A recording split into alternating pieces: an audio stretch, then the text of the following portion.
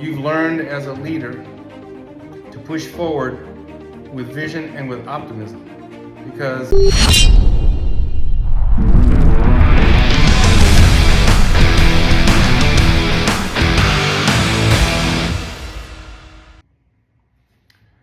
well, hello and welcome to another edition of the Ronin Leadership Podcast. It's Mike Howard, and as usual, it's Friday morning here in Summerlin in Southern Virginia. The sky is beautiful, blue, and the weather is starting to cool down a little bit, so that's good for those of us who've been living in the desert Southwest, and it's been very hot for a long time.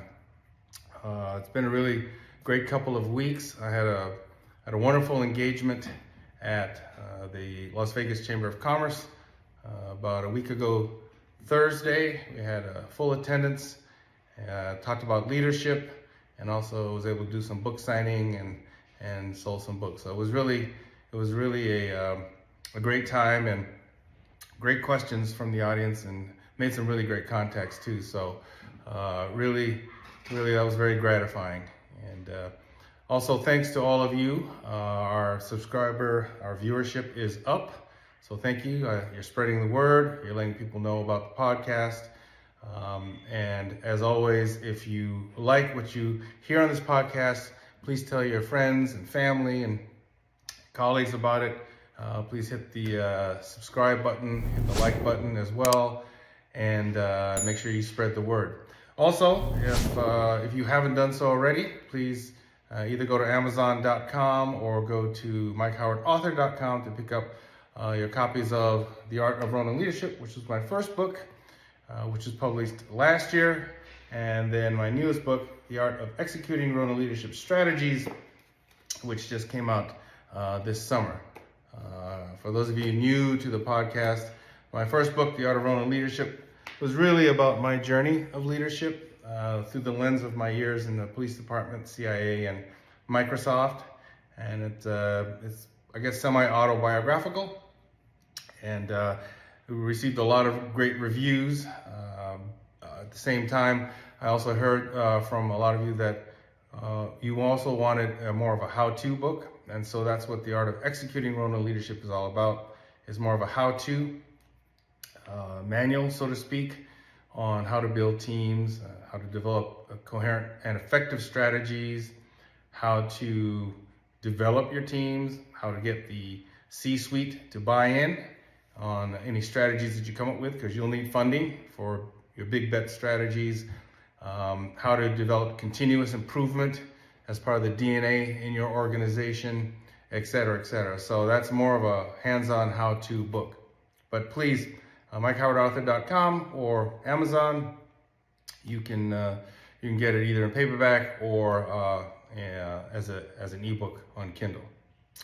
So getting to today's podcast, I always try to think about what I want to talk about. We have a bunch of guests that are going to be lined up very soon, so we'll be doing some more interviews. But I also like doing these one-on-ones because it gives me a chance to talk about things that are kind of uppermost in my mind. So one of the things I want to talk about today is actually books. You know, in my book, I talk a lot about books. I talk a lot about the importance of leaders reading. Real leaders read, and that's a kind of a cliche that's been out there for a long time, but it's true. All great leaders throughout history have always been voracious readers, and because reading helps you enter a different world, a world that is seen through the lens of other people, whether it's biographies, which I love to read biographies because those in and of themselves are really great leadership primers. But I also like to read other folks' leadership books because I learn a lot from them. When I was chief security officer at Microsoft, my leadership team and I, we would often talk about books. A lot of times I would read a book, got really jazzed up about the book, bought copies for my team, so that we could read it or discuss it, and at least and hopefully they would pass that on down to their team. I would also give copies to my boss, and hopefully by exchanging information on other people's leadership styles, their journeys, their difficulties, their triumphs, it really adds more to your portfolio as a leader. I firmly believe that. I talk a lot about continuous improvement, and this is a big part of continuous improvement. If you aren't reading, if you aren't studying how other people look at leadership, what their lives have been like, if you're not reading biographies and learning from great leaders of the past who have gone down the road that you're going through in terms of leadership and the pain and trials and tribulations they've gone through, how they've overcome them, the insecurities that they might have had along the way, which might resonate with you, because one of the things that, especially for younger leaders, but it's also leaders who've been around for a while also, is sometimes you get the feeling that you have to have all the answers, and that's it's kind of this thing. You're the leader, you have all the answers. Well, you don't. You have a lot of answers, and if you're a great leader, you'll also be able to figure out the answer or find the right people who can help you figure out the right answer. But you're not expected to have all the answers. And as you read a lot of books and biographies especially, you'll find that great leaders had angst. Folks like Abraham Lincoln, John Kennedy, all these folks, they had their times where they doubted themselves, whether they were up for the job, and but they overcame it. They overcame it through their intellect, through force of will, through faith, and through relying on other people, which I think is really key in leadership, is being able to rely on other people, your colleagues, your team, your boss, whatever your support ecosystem is, that's important. So I think you should remember that. So anyway, as I was thinking about what to talk about today, I thought, let's talk about books, okay? Let's talk about the books that, and there are too many to name, but the books that have kind of shaped me as a leader, and by no means is this list total. There's too many books to talk about, but I was looking at my library today and just kind of pulling out some books that I thought might be of interest to you, and you may jot down some notes and kind of look at maybe getting these books for yourself. So I think the first book, and for some of you this may be unusual, and for others maybe not so unusual, but for me, the number one book on leadership is right here. It's the Holy Bible, right? So, whether you profess to be a Christian or not, whether you're a believer or not, the Bible really is a great leadership primer. It's certainly the history of the Christian faith, Old Testament, New Testament. But when you look at the lives of the various people within the Bible, whether it's Abraham, whether it's Moses, whether it's Jesus himself, whether it's Rachel or Mary or what have you, you have flesh and blood, except for Jesus, obviously, who's God, but you had flesh and blood that dealt with a lot of different things. Now think about it. Those of you who've seen the movie The 10 Commandments of Charlton Heston, and of course, the joke is, of course, that once we all get up to heaven, that Moses is going to look like Charlton Heston. I don't think so, but, he played a good Moses. But you think about it and go into Moses' life, that leader had a lot of issues. He had the tribes of Israel that were very contentious, and despite seeing multiple miracles along the way in the desert, they continued to disbelieve and create strife, and Moses had to actually be a leader and develop a leadership team like Joshua and Aaron and some others in his inner circle to help him manage these sort of unruly and disruptive tribes. And he went through a lot, but he went through it with perseverance, and he went through it with obviously his faith, counting on God to help him, and he persevered. and he also had a genuine feeling and love for people. It wasn't that he didn't get mad, get frustrated. There were times, I'm sure, that he wished he could have fired them all and hired a whole new tribe of Israel, right? But at the end of the day, as a leader, you are often dealing with the hand that you're dealt with. And that's what he did. So, again, whether you believe or not, this is my personal belief that the Bible is one of the best leadership books in the world, and it's good to refer to. If nothing else, read up on some of the characters of the Bible, the things that they had to endure and go through and triumph, obviously with God's help. But at the end of the day, there are a lot of leadership principles that all of us can learn from that. So that's kind of number one. I wanted to make sure that that was out there.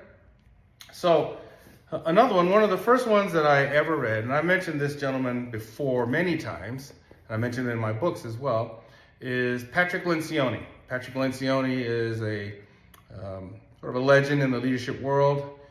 He runs a company called the Table Group out of San Francisco. And probably the most famous book that he's ever written, he's written a series of books, I have them all, is this one right here, The 5 Dysfunctions of a Team, right? And I'm going to read to you just a little bit about it. It's actually a signed copy from Mr. Lencioni, which I'm very proud of. All of his books, always go through a similar theme. It's rather than a how-to book per se, it tells a leadership problem in the way of a story, a fable.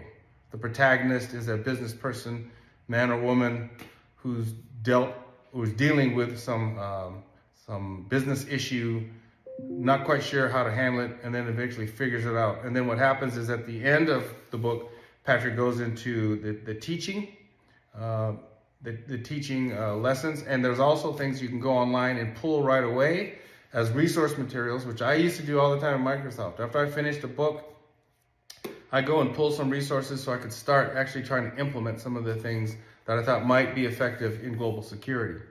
So I'll read this. In The 5 Dysfunctions of a Team, Patrick Lencioni once again offers a leadership fable that is as enthralling and instructive as his first 2 best-selling books, The 5 Temptations of a CEO and The 4 Obsessions of an Extraordinary Executive. This time he turns his keen intellect and storytelling power to the fascinating and complex world of teams. Catherine Peterson, Decision Tech's CEO, faces the ultimate leadership crisis, uniting a team that is in such disarray that it threatens to bring down the entire company. Will she succeed?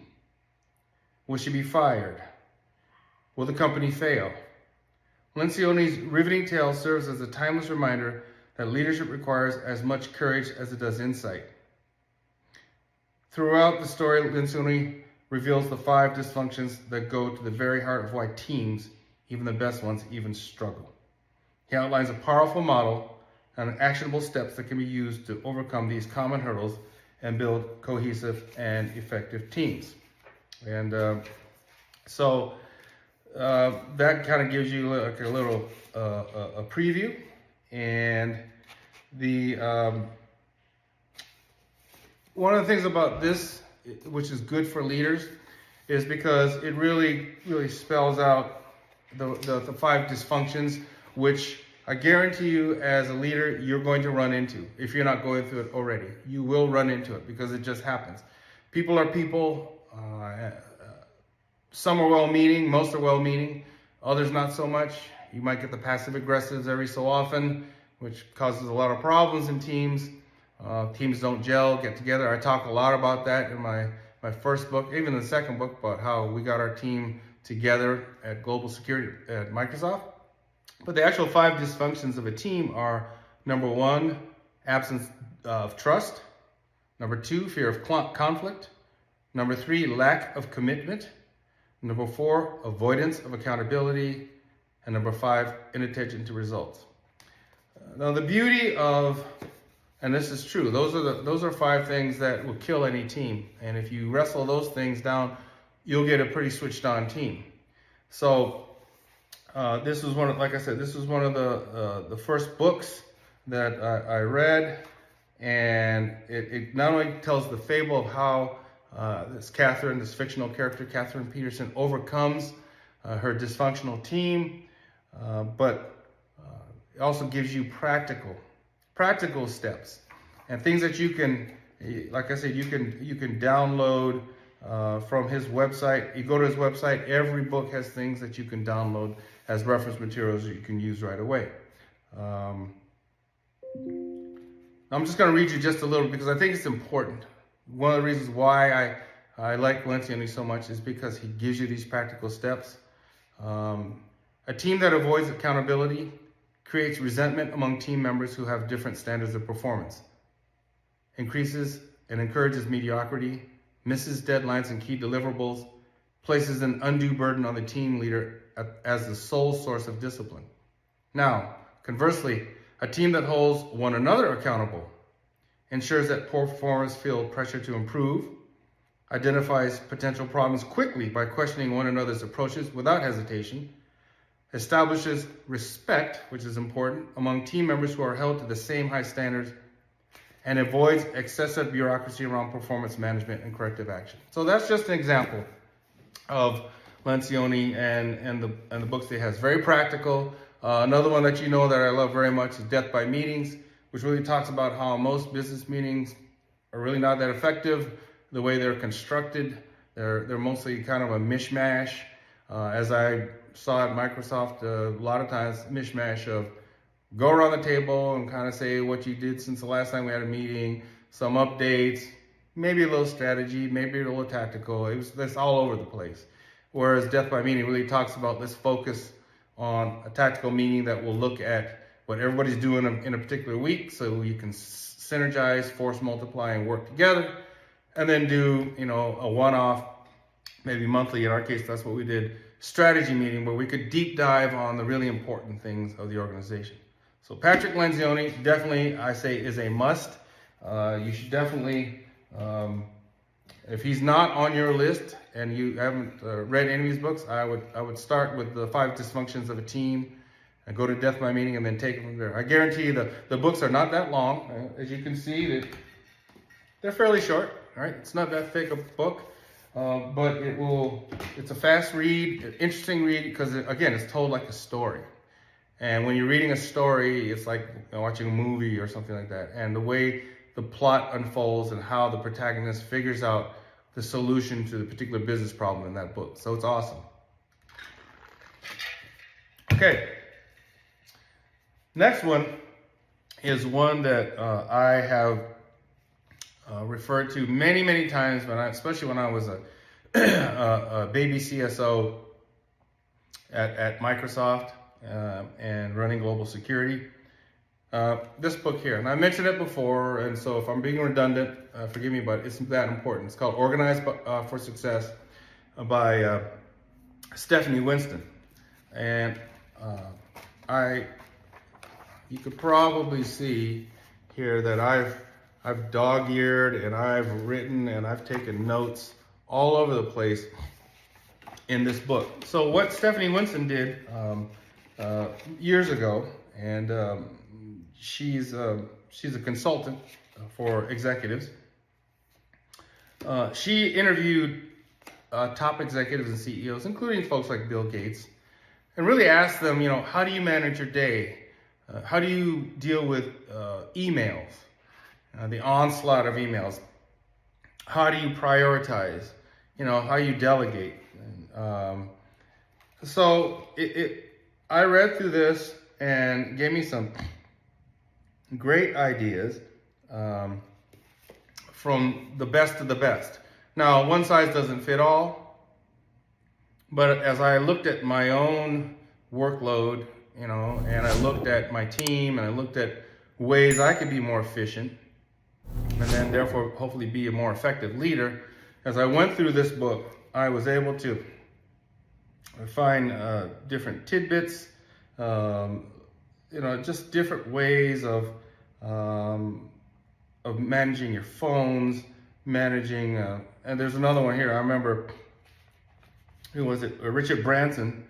He used to have like a different capture book or something. So an idea came to him, and he jotted it down, because some things are fleeting. You think this is a great idea, and you go off to something else and you forgot about it, right?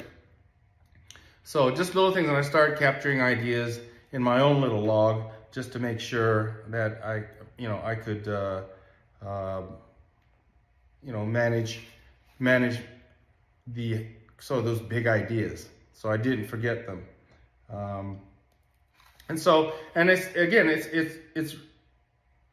It's really interesting, where, like, for instance, here's one I'm reading for you here. Summary of 5 email rules that executives live by. Number 1, to reduce people in the loop, ask the question: if you had to photocopy this material, put it in envelopes and stamp and mail it, who would be on your distribution list? Everybody doesn't have to be on it, and you don't have to be on everybody else's. Follow journalistic style. Put head points at the top, then follow with detail. Summarize information to date at the top of a long string of emails. Adopt a no scroll rule. All messages should fit within one screen. Send longer materials as attachments. And try to fit the whole message into the subject line. Then I give it, for instance, subject line: meeting at 3 p.m. Thursday is on. Or, I'll be in Chicago on Thursday and Friday. Or, could you please print out last month's marketing spreadsheet when you have a chance? So rather than go into long and involved emails, be short and sweet. One of the things I learned when I first got to Microsoft, because I used to write long emails, and I remember writing to, like, my first boss, Charlie, about something. I wrote an email to him, and he came back. I was asking him something, and he came back, yes. I was like, yes? And I joked with him about it. But as I find out, when you're executive, especially in a big company like Microsoft, and you're getting hundreds and hundreds of emails, you don't have time to sit back and wax poetic on all those emails. You have to get to the point. Yes, no, I'll get back to you. Send this to somebody else. You should talk to somebody about this. Your emails are short and sweet and to the point. And that's the way it is in business. Doesn't mean you don't appreciate the person sending the email. I used to think, are they mad at me or something? Because they came back with 1 or 2 words. No, that's the way to do it. Well, my point is that Stephanie Winston, if you go through this book, you're going to find a chock full of information from the top executives and business people of that time. She interviewed people in the early 2000s, but the principles still pertain today. Again, whether it goes into meetings, what meetings you should attend or shouldn't attend. If you're just there to mark time, unless you're being told there to be there by your boss, you probably shouldn't be there unless you have something to contribute. Again, the email, the calendaring, the capturing of ideas, especially when you're on the fly, rules for returning correspondence, returning emails, phone calls, etc. It's great, because the more efficient you are as a leader, the more and how you refine your own style of leadership, your own style of managing your own workload, because you got your own workload to deal with, as well as overseeing the strategic goals of your team, the better you're going to be. And so I highly encourage you to read that. Another book is, now this one is definitely one of the thickest ones. It's Team of Rivals by Doris Kearns Goodwin. Now, you've probably heard of this book before, and if you haven't, in fact, this is another autographed copy. So we used to, at Microsoft, I'm sure they still do, they have a thing called the Microsoft Political Action Committee. And all it is for a certain amount of money, it's minimal, Microsoft will invite business people, political leaders to campus, Redmond campus, and they will talk about the issues of the day. If they're authors, they'll bring their books, and you can buy their books and they'll sign them for you. And it was a wonderful opportunity, and it's nonpartisan. So you had conservatives, there. You had liberal politicians there, and you also had authors. And if you don't know about Team of Rivals, This is probably, and I'm putting myself out there, this is probably the #1 book in the world on how to lead, especially when you're dealing with big issues and you need the best people to help you with it. The premise of Team of Rivals, obviously, is Lincoln has been elected president. His own party really didn't want him, but he was the guy, and so he's elected. He had many rivals within his own party who wanted to be president, but he beat them, and there was some resentment towards him. And he was dealing with something called the Civil War. So you talk about a leader with a lot of burdens on him. And why I think this is so important, right, is because in today's political landscape, I don't care if it's a Democrat in office or a Republican in office, you'll never see what Lincoln did in today's world. It just won't happen. So Lincoln surveyed the situation. And rather than just say, okay, well, I'm with the Republican Party and I'm going to bring in nothing but Republicans. But I'm going to bring in Republicans who agree with me and like me and will do what I want them to do. He could have easily done that. He could have filled his cabinet with that, but he didn't. He filled his cabinet with people like William H. Seward, Salmon Chase, Edward Bates, and people who were actually his rivals. Some who actually, like I said, didn't like him personally, thought he wasn't right for the job. But what did Lincoln do? As he went out and surveyed the landscape and realized the severity, the depth of the problem he was facing in this Civil War, he knew he needed the best and the brightest. So he called on these folks to be a Secretary of State, Secretary of Treasury, to this team of rivals to be on his cabinet. Now, can you imagine that today, right? Could you imagine if when Donald Trump was in office, if he surveyed the landscape and decided, I think the best person for this job, this particular cabinet position, is a Democrat or an independent or whatever. Regardless of party affiliation, I need the best. Or the current president getting Republican or somebody else. It's never going to happen. But Lincoln had the emotional intelligence and the humility to realize that he needed, in order to deal with this most catastrophic issue that was facing our young nation since the Revolutionary War, he needed the best. And so he brought them into his cabinet. It wasn't always easy. At times it was contentious. But over a period of time, the cabinet gelled. They realized that Lincoln's goals for the Union were for the country were pure. And he showed his leadership acumen. He wasn't a sit at the White House kind of president. He went out to the battlefield. He talked to the generals. He found out the ground truth from what was going on. And I talk about that a lot in my book. There are too many leaders that sit on their butts at headquarters, never go out to the field, never talk to their teams, expect their teams to come to them. They're sitting high and mighty in headquarters where they should be out there seeing the real deal. What's happening? Ground truth. That's what Lincoln did. And I think over a period of time, they realized his team of rivals realized the measure of the man and the leader holding that Oval Office.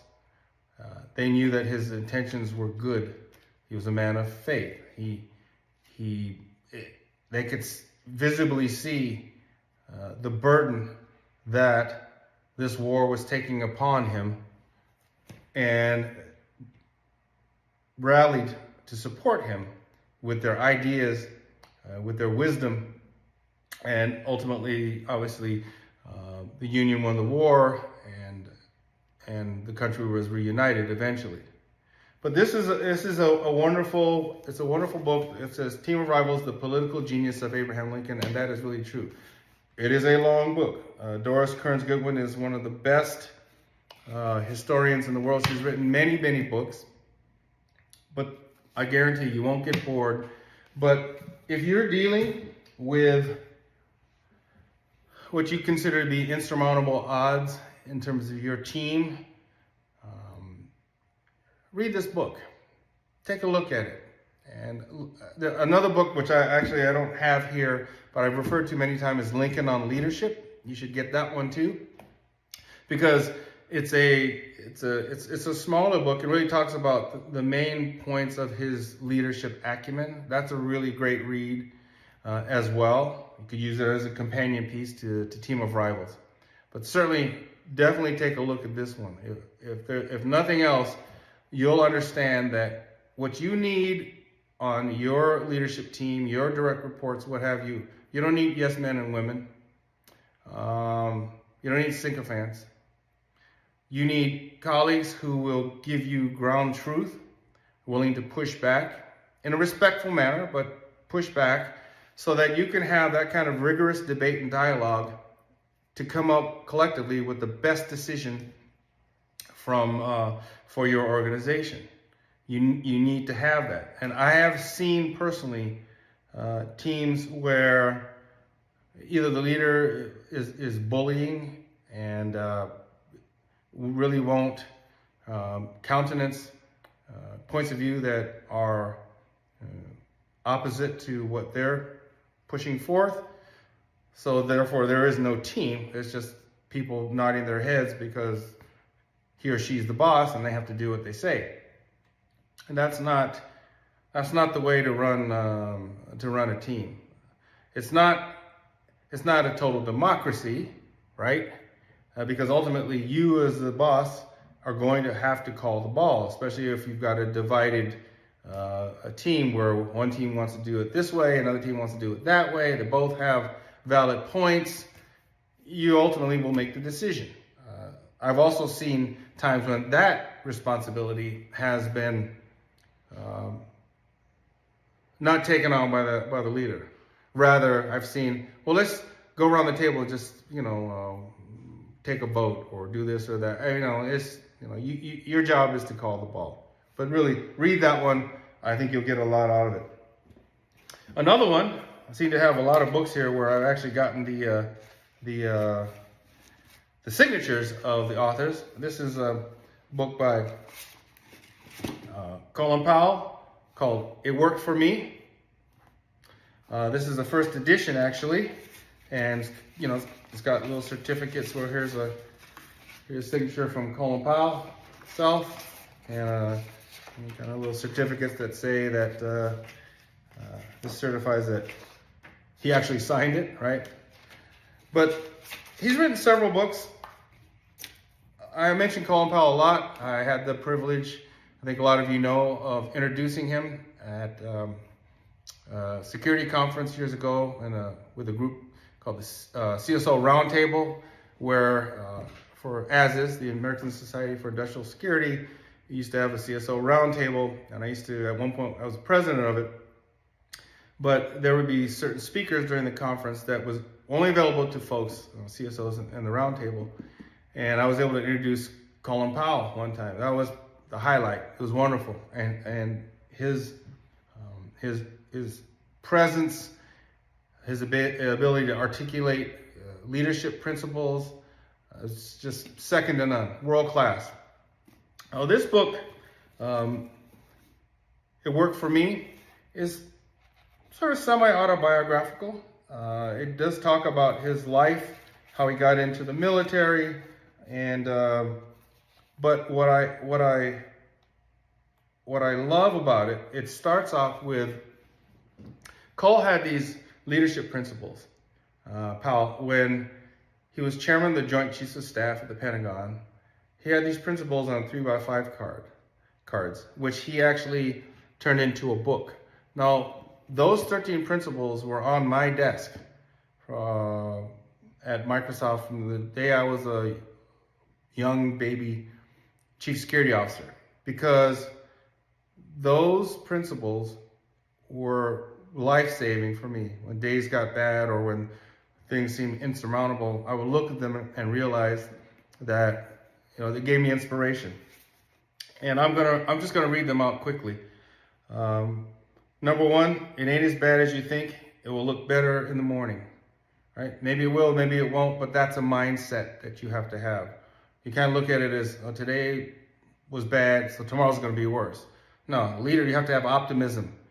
And you have to show that to your team, that optimism that tomorrow will be better. Even if it's not, it will be better. Get mad and then get over it. That's golden. I've seen too many leaders get mad and just hang on to it and hold grudges against their team.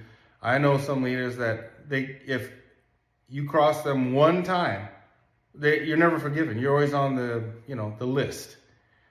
That's not the way to be a leader. Avoid having your ego so close to your position that when your position falls, your ego goes with it. Speaks for itself, right? You have to be in business. You have to be able to say, okay, that position I had doesn't make sense in light of current circumstances, right? Wish there could be that way in politics where, there's a dogma depending on what party you're in. And even though economic situations, world conditions say you should change course, they just stick to the course because it's part of the political platform. It can be done, right? Again, that enthusiastic, it can be done. We can do this, the rallying cry. Be careful what you choose. You may get it, right? Don't rush into things. Think about it. Contemplate. Take the time when you're making critical decisions. Because if you say yes to something, especially to a boss, you're committed. So if you don't think you can do it, or you feel like there are other ways to skin this cat, speak up. Don't let adverse facts stand in the way of a good decision. So learn all you can about situations, but obviously make a decision. Right? You're not always going to have all the facts. You can't make someone else's choices. You shouldn't let someone else make yours. Let's see here. Check small things. Details matter.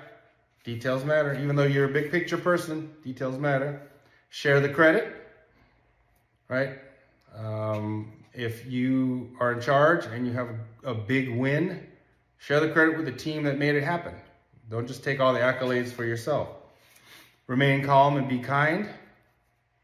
Have a vision. Be demanding.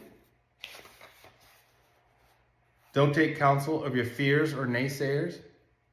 That was one that Lincoln was expert at, right?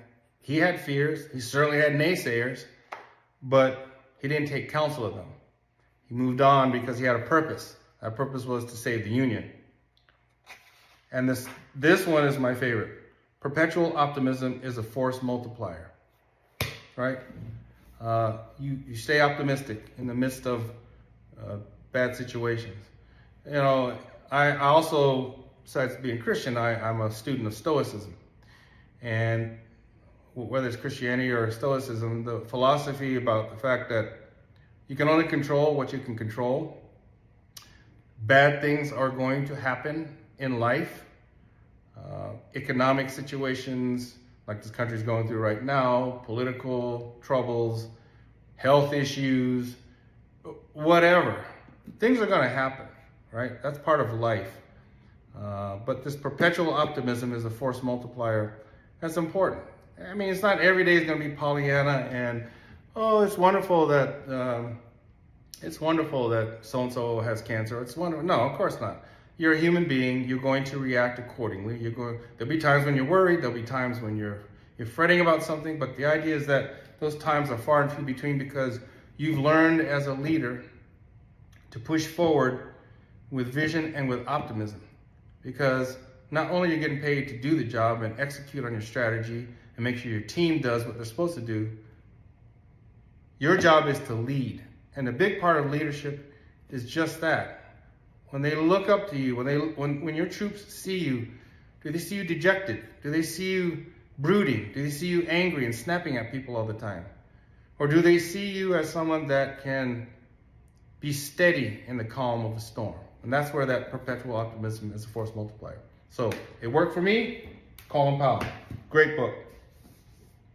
Speaking of stoicism, one of my great friends and had been my direct report for many years, Chuck Randolph. A lot of you in the industry, if you're in the security industry, you know Chuck. Chuck ran my intelligence and protective operations, executive protection. He was also a combat infantry officer, National Guard in Afghanistan. I had to lose him for a better part of a year as he fought the good fight over there, and thank God he came back alive. And one time when he was on leave from that, we had lunch, and he presented me with, talk about stoicism, Meditations by Marcus Aurelius, and signed copy by Chuck Randolph. There you go, right there. See. This is another one that I would have you read. Marcus Aurelius was ruler in Rome. This book has been translated 10 jillion times. It is a model for stoicism. But again, being able to look at the lives of people who on the outside had everything. He's a ruler of Rome, but he dealt with his own pandemic, the plague. He dealt with wars. He dealt with internal strife within the Roman government. But through it all, as he writes these meditations, he writes about how he's dealt with it. What are the principles of stoicism that he followed? Like, for instance, let me do my own duty.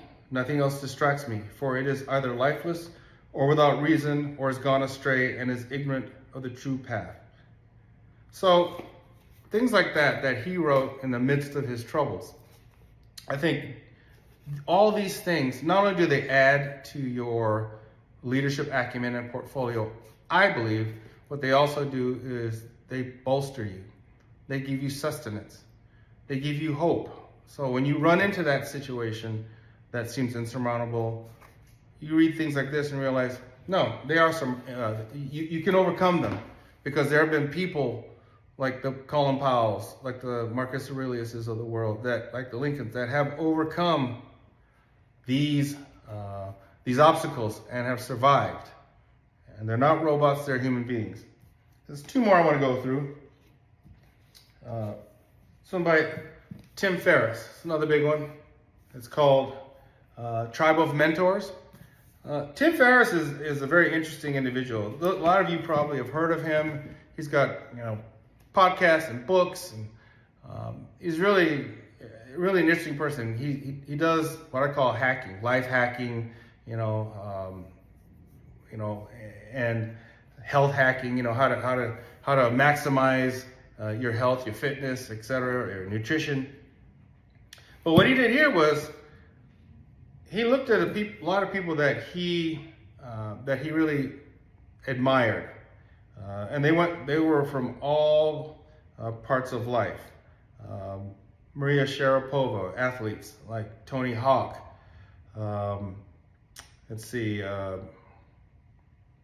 David Lynch and Terry Crews and Ariana Huffington and astrophysicist Jana Levin, comedian Patton Oswalt,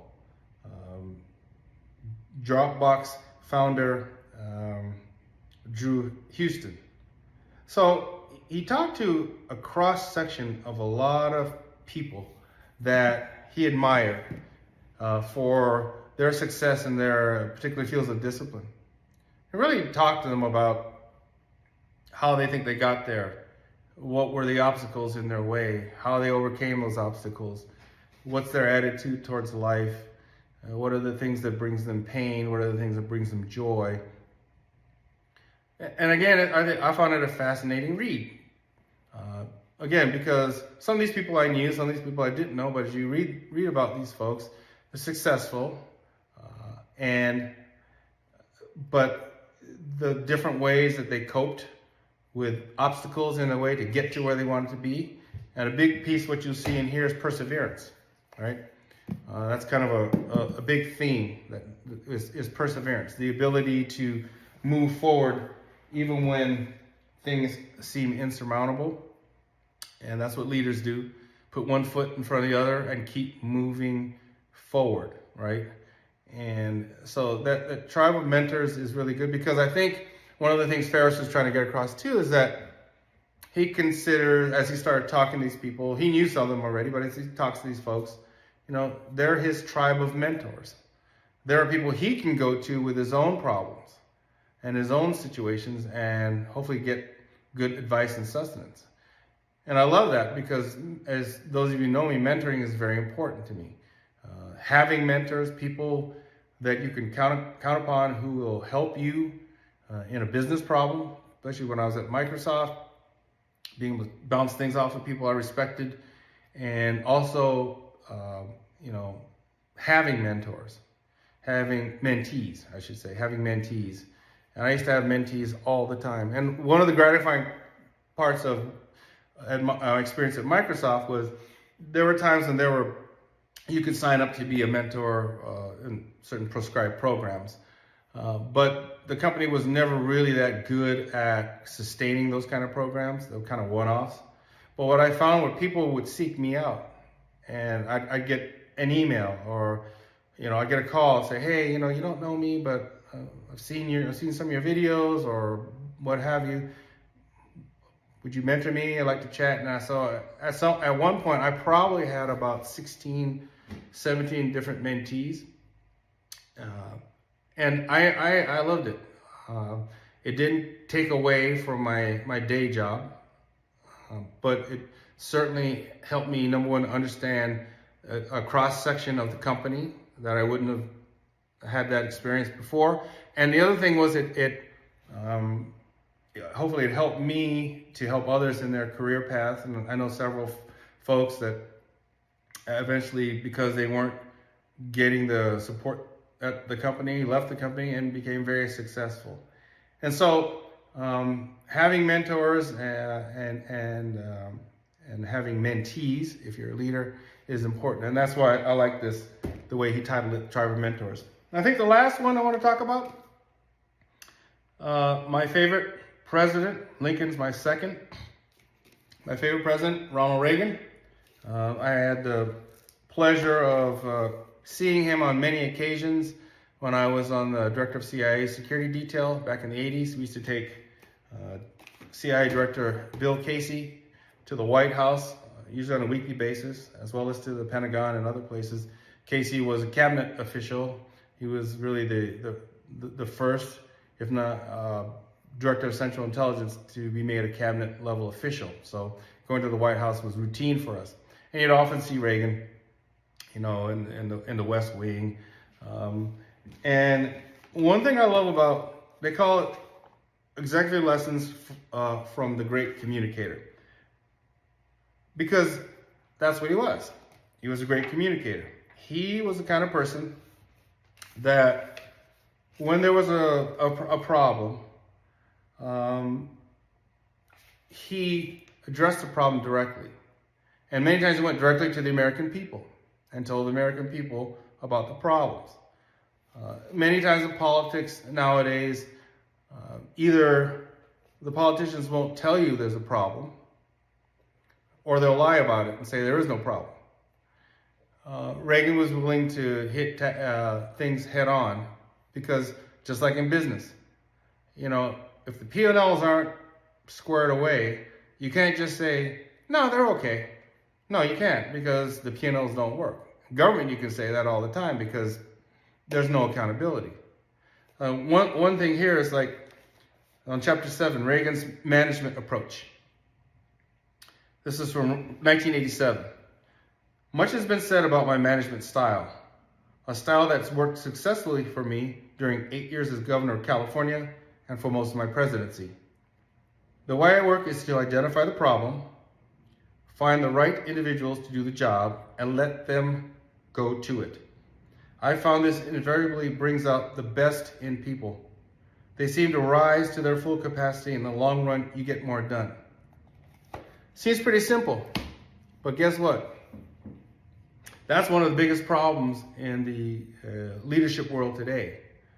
The micromanaging of people, the promoting people on the basis of cronyism, or just because they're subject matter experts. Just because you're the best engineer doesn't mean you're going to be a great leader, right? So as Reagan's approach was, just like Lincoln's, and it's ironic, I love it, is that they looked at the problems head on, they found the right people to tackle those problems, and then they let them run. They weren't looking over their shoulders. There are too many so-called leaders today that micromanage, look over people's shoulders. You're showing them that you don't trust them. You're showing them that, hey, I know I told you to do this job, but I could probably do it better, but I'm going to let you do it, but I'm going to look over your shoulder. That's basically what you're telling them. That's not leadership. And I love the way Reagan says, and inevitably these folks would rise to the occasion and they would get the job done. And think about what it feels like to the folks that you have entrusted with a particular assignment, and you let them run with it, and they nail it. They own it. That sense of pride, that sense of I owned it, and the boss trusted me enough to do it, right? But it's amazing how that lesson goes in deaf ears and a lot of times in this world of leadership. But I loved his optimism. I loved his straightforwardness. I loved Reagan's just his ability to communicate and prioritize. It's wonderful, and it's something. It's a book that, again, one of these things where I refer to this book a lot in my days at Microsoft, and you can gather there's a theme here, and the theme was that as I'm building my team, as I'm getting the right people for the team, there are times when I was also doubting, even though I'd had this career at CIA, was hired for this job. I think we were able to turn around some things in global security. Obviously made it one of the best global security organizations in the world. But yeah, certainly there are times when either the imposter syndrome came about, or you felt like, I know I'm up for the job, but man, today I don't feel like I'm up for the job, for whatever reason. And you're getting hammered by a personnel issue, or you're getting a budget cut, or you're asked to do reduction in force, or all these things that all of us as leaders have had to go through. Or there's a crisis happening somewhere in the world that's blowing up, and you got to manage it, and you've got the C-suite on you asking what's happening, and you've got to get answers quick. You look at these books, and you look at the folks who've gone through the fire like you're going through, and realize you get energy, you get sustenance, you get ideas, and it also helps you with your ability to push through with a cheerful, effective, can-do attitude, which is what leaders need to have and what your troops want you to see. So my main point in this podcast really is books. These are some of the books, not all of them. These are just some of the books that have shaped my leadership style, have given me ideas, have nurtured me through tough times, and I've passed a lot of these books on to my team, and hopefully that's a ripple effect. But for you, my charge to you is to read. Find books that resonate with you, leadership, biographies, whatever. Pass them on if you're a leader to your teams, so they can get the benefit of it, discuss it. It's important. It's very important. Leaders are readers. That's the truth. And if you decide to get some of these books, I would love to hear from you and what you think about them. Do you think I was right?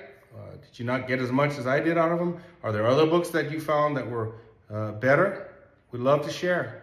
We want to share with the audience and everything. So please, as you see this podcast, and I encourage you to get some of these books, or if you have other books that you've read that you want to share with all of us, please do. So that's all I have for today.